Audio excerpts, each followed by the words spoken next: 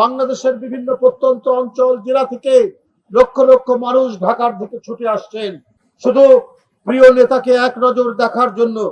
17 বছর নিজের দেশ, মাটি, মানুষের কাছ থেকে চক্রান্তমূলক ভাবে তাকে বাধা দিয়ে আটকে রাখা হয়েছে।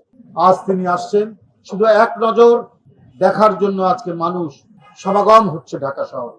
বন্ধুরা আমার, আমরা সরকারের কাছে বলেছি তার পর্যাপ্ত নিরাপত্তা দেওয়ার জন্য। দলের পক্ষ থেকেও আমরা সবাই, প্রত্যেকটি নেতা কর্মী তার নিরাপত্তার জন্য আমরা সবাই কাজ চালিয়ে যাব। সরকার কথা দিয়েছেন তার নিরাপত্তা নিশ্চিত করবেন ইনশাল্লাহ। তিনি নেমেই তার মা, যিনি ভালোবাসায়, মায়, মমতায় কোনোদিনও জোর করে লাল চোখ দেখিয়ে বাংলাদেশের মাটি থেকে যাকে পাঠানো যায়নি, তিনি আজ এক মরণাপন্ন ভয়ঙ্কর অসুস্থতার মধ্যে চিকিৎসাধীন রয়েছেন এভারকেয়ার হাসপাতালে।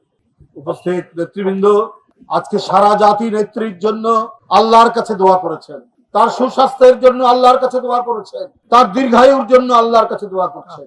তার সেই সংকটাপন্ন মাকে প্রথমে দেখতে তিনি যাবেন এভারকেয়ার হাসপাতালে বিমানবন্দর থেকে নেমে, এবং যাওয়ার পথে 300 ফিটে উপস্থিত যে জনসমাগম, সেখানে তিনি একটি সংক্ষিপ্ত শুভেচ্ছা বক্তব্য দিয়ে তিনি তার মাকে দেখতে যাবেন। তারপরে সেখান থেকে তিনি বাসায় যাবেন।